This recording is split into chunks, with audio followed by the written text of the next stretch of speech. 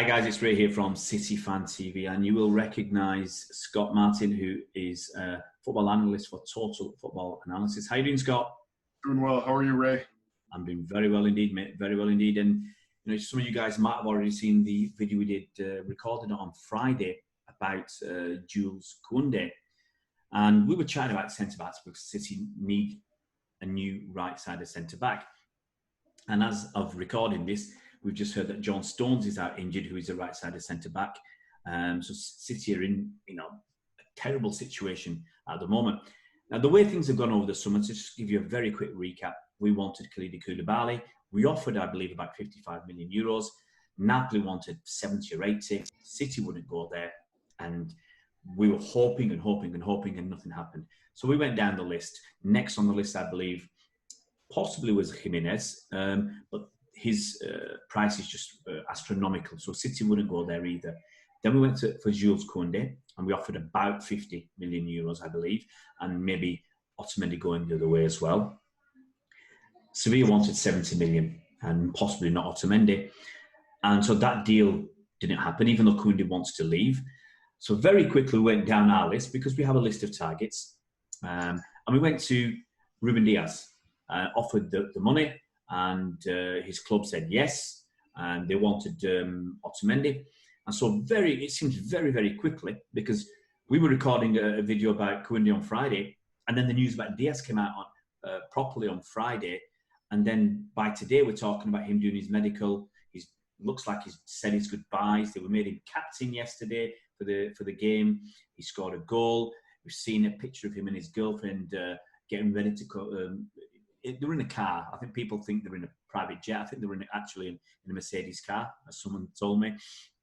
And so the understanding is on Monday or Tuesday, he's coming to City. He's doing his medical, I think, today. Monday or Tuesday, he'll be at City and probably be unveiled on, I suspect, Tuesday or Wednesday, after they've done a little bit of publicity stuff. So probably in late afternoon or early evening on Tuesday or Wednesday, I expect him to be announced. A lot of chat, but have City got themselves a really good man? What do you reckon? So I think they found a man who fits their system really well. And I think it has to be the priority, because Pep does have a highly defined system. So when you look at a player like Ruben Dias, even though he's playing with Benfica, you could argue that Portuguese center backs, they haven't always transitioned well to the EPL. What he does have in his favor is that he's a little bit more established than those other guys. When you look at Victor Lindelof, he was in the Benfica starting lineup for a couple of years. He's a regular with the Portuguese national team. And, I think he's, with that Champions League and Europa League experience, he just brings the type of player that City need to bring in to deal with Pep's system. And when you look at this player, you really want to focus on his attacking ability. So that, I think, by far is where he is a very special center back. So in terms of passes to the danger area, so either attacking third or passes into the box, there are few better than Diaz in Europe. So, and he's not only a player who can pick out a 20, 30-meter pass, whip it there either on the ground or right onto the chest for his targets to easily bring down. He's also a player who can push up into that right half space and send a dangerous ball into the box as well. I think you'd be surprised watching both Benfica and Portugal how often that when the space is available to push forward, he'll take it, and that's something that his teams look to target. Yeah, his delivery, especially to that back post, it's dangerous. I think City fans and English fans a little bit, they look down a little bit on the Portuguese league. And obviously we had Mangala, who cost an arm and a leg. I think it actually was about £42 million, and he couldn't do it. He couldn't do it at all. We thought we had a good player, good physical strength, good pace. And so that's, I think, the only concern about getting somebody direct from the Portuguese league without having gone to someone like Spain or another one of the big five leagues is about making that transition from the Portugal league to the Premier League. And how do you think you can make that transition? So this is where I think his experience with the Portuguese national team really comes in handy. So, it's not like he's just gone against competition in Liga NOS. He's, even just recently, if you watched Portugal's teams in the Nations League, they were dominant performances against both Sweden and Croatia. And in that Swedish matchup in particular, against Alexander Isaac, the highly touted, very tall, very lanky, and pacey center forward for Real Sociedad. And between Diaz and Pepe, I mean, they totally shut down. They did a even bigger. So, I think when you look at Diaz, he at least does have that experience on the bigger stages. He was a major player in their run to the Nations League championship just a couple of years ago. And, I think when you look at him, this is not just, the raw defender, the raw athleticism that you get with Mangala. This is a more refined player, someone who likes the ball at his feet.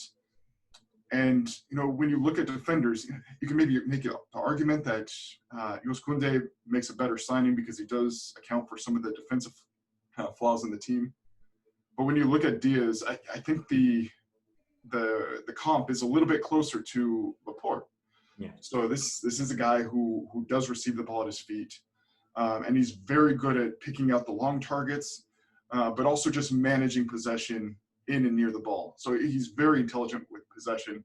And I think in the way, I want to say, if you look at the way Benfica dominate the Portuguese league, there are some similarities in the way that Manchester City dominate the EPL. There are very few teams that can hold them below 65% possession. So Diaz is very accustomed to that. And he's the guy at Benfica that was that deep line playmaker at the back line. So they didn't really need, a 6 to drop in to play the ball. It was Diaz who was responsible for quarterbacking play. Mm-hmm. So, when you look at his transference to the City system, I think that quality in particular is going to be massive for his adaptation. So especially if Laporte is out for, a little more time, now I think all of a sudden Diaz is your primary distributor at the back. And that's key for him, making this transition, learning his new teammates, and also just really feeling like he's adapting to this new set of tactics, this new personnel. So, I mean, this is a guy who's been at the same club for the past. So, I think there will be some adaptive period necessary, but I think the style of play, dominance, and the specific role that keys in on his passing ability will really help him make a nice transition. Yeah. I think it's interesting because right now people look at Laporte as the main man, the main ball carrier, the main long passer. And I don't see Stones in the same mold as Laporte. Stones might be a ball carrier, but he's not a long passer. Laporte's quite happy to hit 40, 50, 60-yard ball. And if Diaz can do that as well, then it gives you a pairing at the back where either of them can do it. So, an opposition wouldn't say, oh, Stones is going to carry it, Laporte's going to hit it. Well, either of them can do it. And that's got to make a massive advantage. It's got to be a massive advantage to a team to have two players who can do that. Yeah, exactly. I mean, if you've got both of them on the pitch, who do you press? Who do you try and funnel play to try and play long? You can't do that with either player. Diaz, I mean, he can put the ball on a dime, on his teammate's chest from 40, 50 yards away. So I don't think he's a player that many teams will feel comfortable pressing because, again, when there's heavy press, he just plays the very intelligent, simple ball, just keeps possession. And I think Pep's really going to love that. When there is space, he's very good at creating his own space to receive and play long. I mean, he can pick out targets. Even as he's adapting his positioning, finding those little pockets of space that give him the time to play forward. He's constantly scanning the pitch ahead of him to see who's available, and he's very deliberate with his touches. So as that first touch comes in, he's very directional with it, so that he can play into the next action very quickly. Yeah. So I think from that perspective, and the fact that he can actually play left center or right center. So with Pepe at right center for Portugal, Diaz plays on the left. He's very comfortable distributing to any part of the pitch. And I've actually noticed that when he plays on the left side, he actually really uses his range. I mean, he can play anyone on the pitch at that point. When he does play right center, there is more of a preference to play to his right or directly forward. So, but yeah, you've really got a conundrum. You can't feel comfortable, at least not too comfortable, pressing either one, because they can really break your back. Yeah, I've got to say, to let people know, you do watch a lot of the Portuguese league, and you've got personal, what's the right word? Your background is from Portugal. Yeah. So my family's lineage is 100% Portuguese. So all 4 grandparents came here from Portugal. So you watch a lot of Portuguese and Spanish football. I cover La Liga for Total Football Analysis. I watch a lot of the Portuguese league. So I always say Real Madrid are 1A, 1B in my book. So unfortunately, I've had to watch Ruben Dias and Benfica break my heart. But yeah, I mean, I've tracked his career for several years now. I've watched his integration with the Portuguese national team. And, he's one of these players who, like Laporte, is, maybe not as highly touted for his defensive work, although, definitely no slouch in that area. I don't know if either is quite at the level of Kunde, but I do think that in terms of his attacking contribution, which is so important for City, it's really tough to find a better player out there. I mean, the 3 other attributes that obviously we're very interested in is his pace. What's his pace like? What's his height, stroke, jumping ability like? And obviously, if you're taller, you may not have to jump as much as somebody else. I mean, Jules Koundé is about 5'10", 5'11". And what are his leadership qualities like? So, I think from the leadership perspective, you could see just by the fact that Benfica handed him the captain's armband for what looks like his last match at the club, that's a major sign of respect to the contribution he's made to the dressing room, and just that he's a club man and a good teammate. So, he's highly respected in Portugal. Portuguese, we do see him as the future of the Portuguese national team at the back line, especially with Pepe later on in his years. So, from a leadership perspective, we definitely see the qualities there. He's someone that we tab for huge success in the future. And, when you look at his physical profile, I think he's about 185 pounds. So he's a big, strong guy. When you look at his pace, definitely not as fast as Koundé, but then Koundé's got pace for days. But I wouldn't say that Diaz lacks pace. So, he's one of those center halves where, I'd say the pace is there. He, between what he does have at his disposal in terms of his speed, and then just the aggression, the contact that he brings to the pitch, I think he can manage, the vast majority of EPL forwards. So my one concern, and I think Pep will notice this, any center back, you don't want the opposition having a run at them. These are typically bigger guys, maybe not the most agile. And we've seen this, I think, several times this past season with Harry Maguire at Manchester United. If you let a pacey forward, an agile forward run at a center half, he's going to struggle. So I think it'll be very important for City to offer some kind of coverage in front of him, ensure that there's not direct access to a forward who's maybe 10 yards and can turn and run at Diaz. But that said, I think he does manage his space pretty well. He's not as aggressive coming into the midfield as Koundé. Tends to take a deeper starting position to ensure the ball isn't played over the top, which is how he defends against those faster forwards. But he does read play pretty well and is willing to make those late runs into the midfield. And if he can't make an interception, he's going to foul you. You're not going to get a run behind him at any point. He's very good with his use of tactical fouls, and I think for someone like Pep in particular, who wants someone who's intelligent with his use of tactical fouls, that's an important quality. And then on the flip side, if we do see that left center back stepping into the midfield, Diaz is also very good in coverage as well.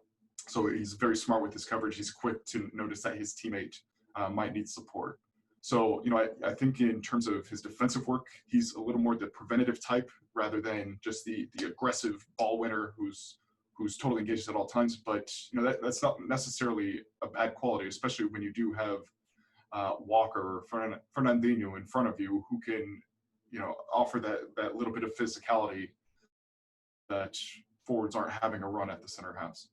The other thing about Diaz, he's young. He's only 23. He's got a lot of years ahead of him, and he's still young enough to keep on learning the system, the way Pep wants to play for as long as Pep's here. So he's still, you could argue, got 10 years ahead of him. He's only just turned 23. Oh yeah, definitely. And I mean, if you look at themselves, Pepe is still a starter for the Portuguese national team level for Real Madrid. Arguably had one of his best seasons in the last campaign. So, like we discussed just last week or a few days ago, this is typically a position where, maybe you're hitting your full stride at about 26, 27. So considering the level that he's already at and, that there's still plenty of room to grow, plenty of time for that as well, I think this is a signing with a lot of upside. Yeah. So, Pep will have to manage him well. But, I think he'll find that Diaz is a willing learner. Yeah, I mean, obviously, we said that you watch the Liga and the Portuguese NOS League. If you had a choice, would you have gone for Koundé or Diaz, or are they just too close to easily, pick one over the other? I was thinking about that a little bit earlier. It's definitely a tough call. I think you get a little more defensive security with Koundé, but you definitely have suffer a little bit with his attacking progression. Like we mentioned, he's not the most proficient long-range passer, and especially with Laporte out right now, City really needs someone who can step into that role and help them unlock these low blocks. And that's what Diaz does at Benfica almost every match out. Yeah. So I think from I think from the perspective that they kind of need that player, that attacking presence right now, Diaz is probably the better signing. But this is where long term, maybe in a year or two, it's not the worst idea to go back for Koundé. Yeah. If you have that rotation of Diaz, Laporte, and Koundé, then you have a little bit of leeway in structuring your tactics to the opposition's forward. Yeah. Well, I mean, just to say, we are recording this just before Man City's game against Leicester, and John Stones is out injured. So we would expect him to play today. He's out injured, and that's a concern that the last 3 seasons he's had lots of injuries and loss of form, loss of confidence. And no matter how good he is, once he's come back from injury, he's not the same, and for whatever reason. And so some City fans are saying, if we can afford it, just bite the bullet, get Koundé as well as Diaz, and let Stones go somewhere else, because you can't play like this. You can't play with a guy who played last week and now can't play this week, and it's happening too often. So, if I think this is an easy question, if you had the money, would you get Diaz and Koundé? Oh, definitely. Yeah, and again, just from that tactical perspective, where you do have that rotation to really fit the needs of the opponent, that's a major plus. But I would also argue that both players are ahead of Stones, especially since I think we see with Diaz, he's always on the pitch. The guy really takes care of himself, and for a center back, if they're not healthy, if they lose form, their read of the game really suffers, and that's so important for the position. If you're not able to get those quick reads on the opponent, when mistake can just punish the team. So yeah, I mean, if I had the money to get both, I definitely would. And if Stones is healthy, if he can mix in at all this year, great. Maybe next season you offload him, try to recoup some kind of a fee for him. But yeah, I would definitely look into signing both players, especially since this is a need at City.